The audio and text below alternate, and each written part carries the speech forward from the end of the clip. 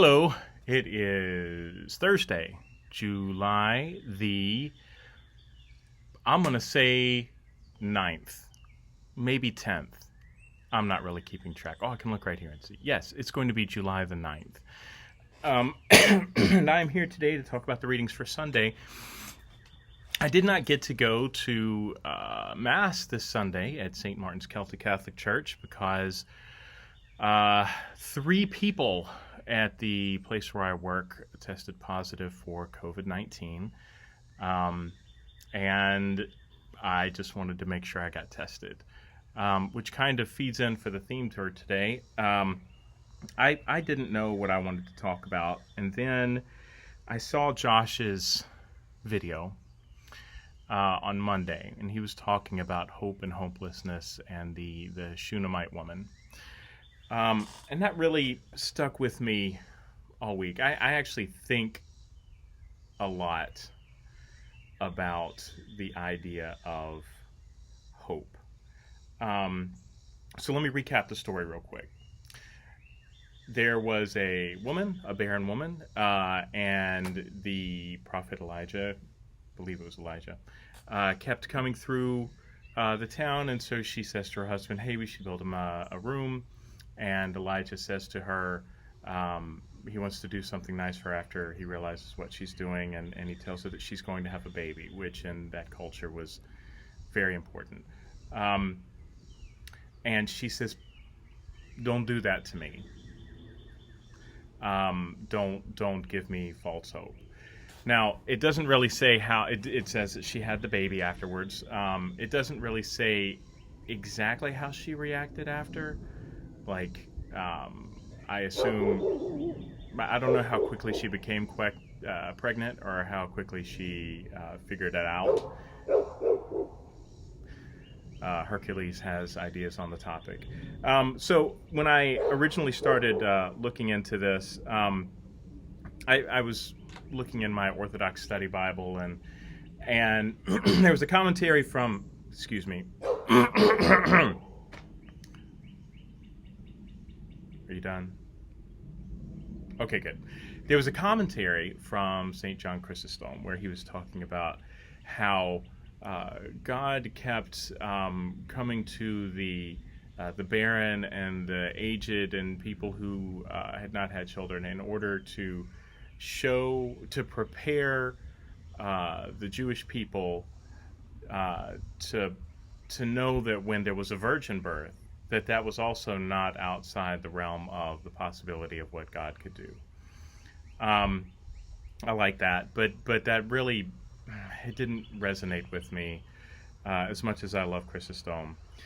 No, it was definitely the idea of hope. I actually have a friend who very much wanted to have a child, and she kept miscarrying, and after and she just had trouble getting pregnant in the first place. Anyway, she had after she had a miscarriage, her mother came to her and said, by this time next year you will be holding your son in your arms. And I never asked her. I know that she said she didn't really believe her at first, but I never really asked her exactly what actions she did. Like, did she start preparing a nursery? Did she just live in hope and or dread whenever she got pregnant that she might lose it again? I think I'm going to have that conversation, because I wonder what happens when you've hoped for something for so long and somebody tells you this, somebody in whom you have confidence. How do you respond after your hopes have been dashed so many times in the past? So hope. Before I get on to the topic of biblical hope, I wanted to talk about hope as it appears in the rest of the world.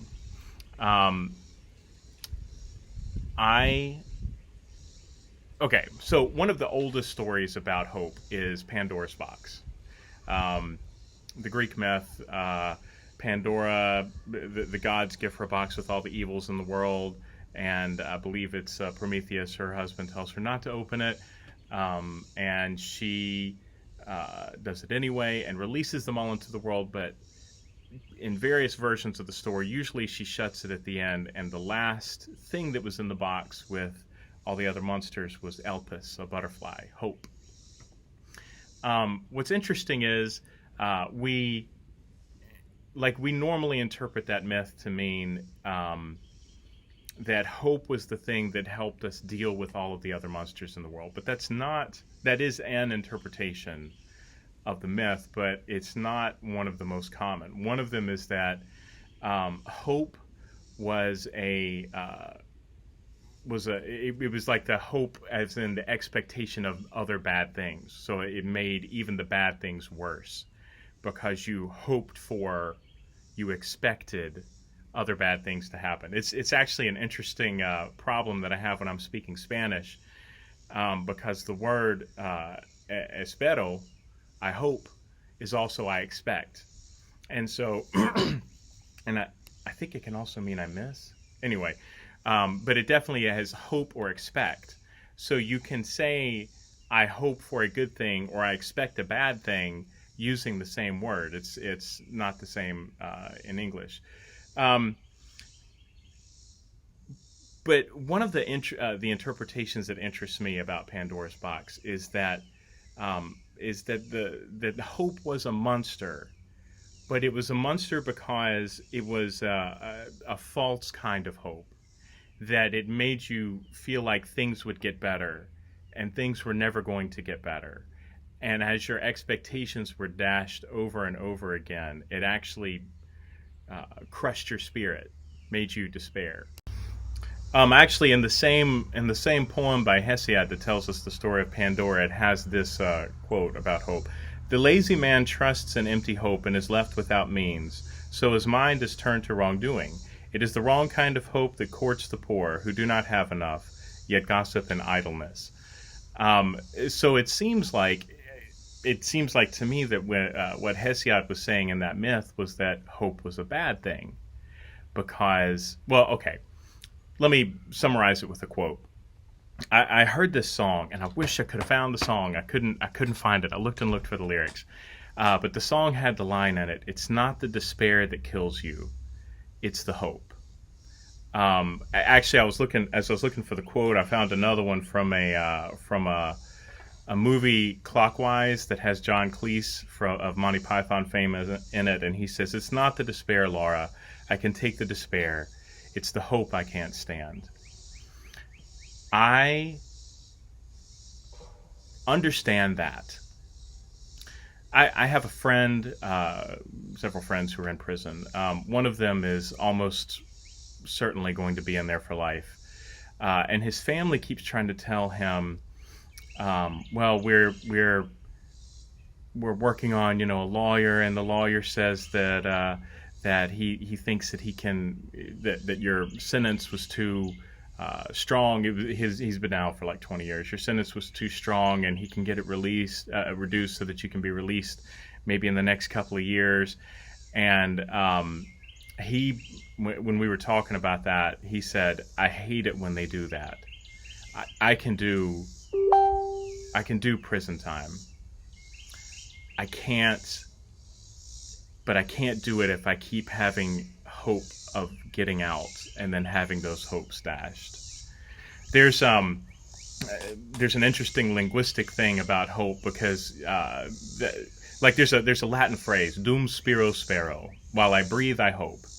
But that word spiro is breathe, like respirate, and sparrow is hope, which we don't normally hear. Like, you can hear it in that Spanish word espero, but in English you don't hear it that much, except in the negation of hope. If you're desperate, despero, you are without hope. If you are a desperado and you have the image of the cowboy in the leather duster with the hat on, walking, alone out into the desert, if you're a desperate man, you are without hope, and you could do anything. A man without hope could do anything, good or bad. Usually bad. So interesting that to my knowledge, the Latin root only exists in English in the negative form. Anyway, um, so Nietzsche actually talked about this too. Nietzsche was very honest about humanity without God, and he was very honest about Greek mythology and Greek culture. We would do well to listen to him a little bit more before we try to elevate some aspects of Western culture, because he really does encapsulate what it actually means. Anyway, in Human, All Too Human, one of Nietzsche's books, he writes, Zeus did not want man to throw his life away, no matter how much the other evils might torment him, but rather to go on letting himself be tormented anew. To that end he gives man hope. In truth, it is the most evil of evils, because it prolongs men's torment. This all seems very negative. I should preface this all by saying I struggle with hope, but I don't necessarily struggle with despair. Like I've never had a suicidal thought, and I don't walk around my life all the time in dejection and sadness. But that I sometimes feel like I don't know exactly how hope is supposed to work. Josh, the egg fryer, he does hope better than I do. He seems to have an endless well of faith and hope that the things that he plans and the things that he's doing, that he's following God's will, and that they are going to be blessed and fruitful. And there's a large part of me that just thinks, if I don't have expectations, if I don't hope, then I won't be let down. I don't know where that came from, but it's not like my family was that way. My parents 100% lived in faith and hope. Anyway, so there's an interconnectedness, I think, between the ideas of faith, hope, and love. Actually, Augustine of Hippo wrote about this in his workbook, what's it called, the Enchiridion? I'm saying that wrong. I'll just say workbook. On faith, hope, and love. This is a relatively long quote from that.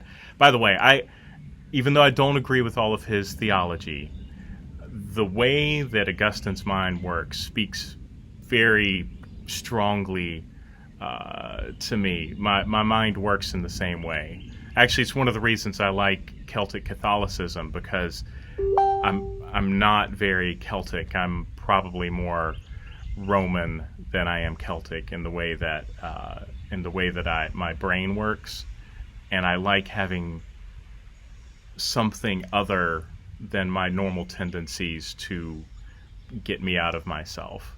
Anyway, this is what Augustine said. Hope that is seen is not hope. For what a man sees, why does he yet hope for? By the way, this shows up a lot. Like, what was his name? Aquinas. He talked about faith. Like,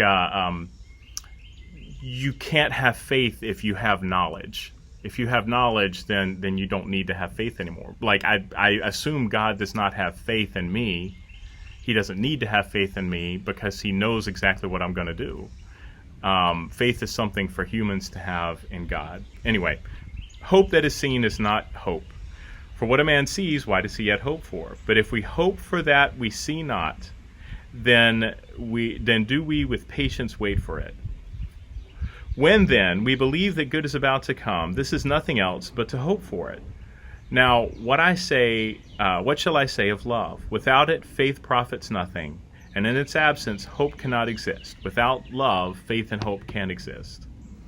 The Apostle James says, the devils also believe and tremble.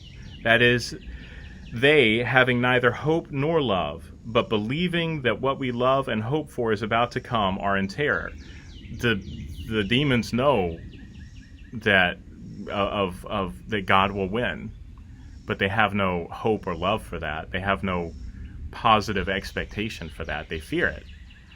And so the Apostle Paul approves and commends that faith that works by love, commends the faith that works by love. And this certainly cannot exist without hope. Wherefore there is no love without hope, no hope without love, and neither love nor hope without faith. They're all interconnected. They're all woven together. This concerns me because, as I said, I struggle with hope.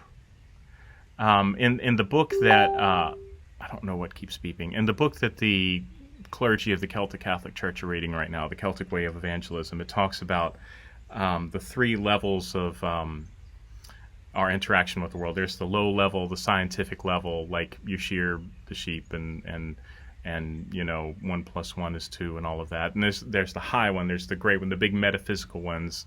Does God exist? What is heaven? That kind of thing. But then there's this middle level where most of us live.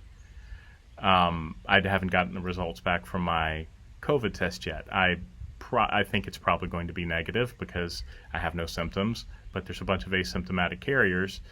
So I'm kind of living in that area right now because I'm around a lot of other people, and I don't want to be the typhoid Mary, COVID Mary that brings coronavirus to people that I know and care about. Things like paying the rent, things like my son is struggling with feelings of unworthiness or suicide, or my adopted daughter wants to talk to her birth father, and how do I decide? We live in difficult gray areas, and that is where that hope is. I don't need to have hope that 1 + 1 = 2, and the hope about the afterlife, it's kind of like you hear about it and then you either accept it or you don't. It's in these day-to-day experiences, this middle ground, that hope lives or dies. So what about someone like me who struggles with that? I actually even struggle with prayer, not the act of praying, but the purpose of it. I remember there was this Amy Grant song, "Angels Watching Over Me," and there's this one line especially that I remember where she's driving, and and she gets stopped at a stoplight, and she doesn't realize that getting stopped at that stoplight prevents her from being in an accident that somebody else was in. And I was like, wow, it's a good thing that God's looking out for you and nobody else. That the angels are watching out for you. And I think about that when I pray, like when I pray for these middle ground things. And I think, why should I have the expectation or the hope that God is going to answer my prayers, but not those of people who are in consistently worse situations in, say, Africa, or some countries in Africa, not all of them, or even in my own state? Lord have mercy. One of the things that I learned when I was in prison is that there was this whole other world not 30 minutes away from my front door that I knew nothing about. And people who were struggling with things that I've never had to struggle with things like that in my life. It's not like I've always been wealthy, but I had parents that loved me and educated me, and I just don't know what that would be like. And then seeing the struggles that they were still living through daily because of the hell that they lived through, not within my same city. It was an eye-opening experience. Okay, so how do I hope? Josh actually gave the answer. We don't know what the Shunammite woman did, but he believes that she acted in hope even if she didn't have the hope. And for me, that's it. There's a story about St. John the Dwarf. He had just joined a monastery, and he was given a command by his abbot that he was to plant his walking staff in the ground, and every day he was to go fill up a bucket of water. It was like, miles away, and he was a dwarf, and then bring it back and water the staff that had been dead forever. And he did this for, I don't know, years. And then the staff sprouted leaves, and it grew, and it became a tree. And the tree bore fruit. And the abbot plucked some of the fruit and gave it to St. John the dwarf and said, "Here, taste the fruit of obedience." In the absence of the feeling of hope, obedience, acting on the hope, I think is a substitute that God will bless. The image, though, that most that I see in my head about hope in a hopeless situation is from Lord of the Rings, because everything, you can find all answers in Lord of the Rings. It's in the third book, Return of the King, and it is when the Rohirrim arrive at Pelennor Fields, and you see them at the top of the hill. And they look down on this huge field of orcs, an orcish army larger than they could ever hope to deal with. And they knew that it was hopeless. And the king, who had just been rescued out of the kind of mindset that I really kind of live in by Gandalf, the movie does just a great job where he looks down and you can see just like the blank expression of hopelessness, and then his lips thin and set, and he turns his horse around and he gives the commands to his people. This really gets me every time I see it and every time I read it. And he rides up and down, and he's running his clanging his sword along the swords and spears of his horsemen, and he talks to them. They combine two speeches together in the movie, but he says, swords will be shaken, spears will be broken, a red day ere the sun rises, and the sun is just coming up behind them, and they all know they're going to die, and they charge. That moment, what happens later, I mean, it's inspiring, but what happens later is not important. The moment where the king, where Theoden decides, screw it, I'm not turning around, we're charging, I'm going to obey, I'm going to act in hope, even though we cannot win this.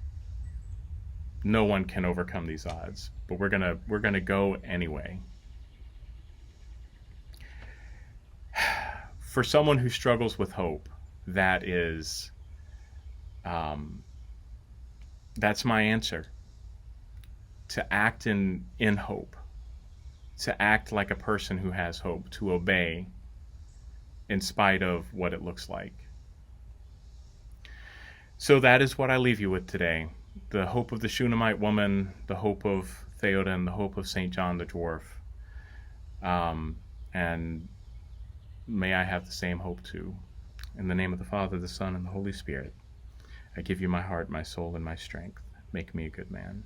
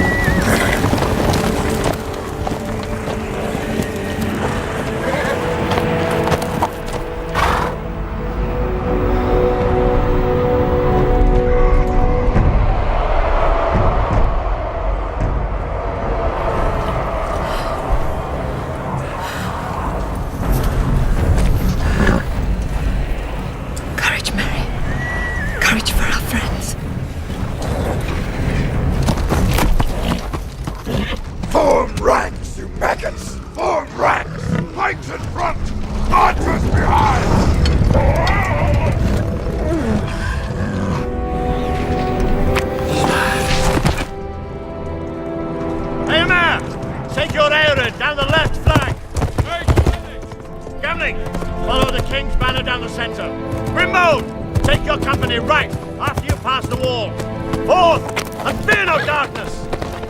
Arise! Arise, riders of Theoden! Spears shall be shaken!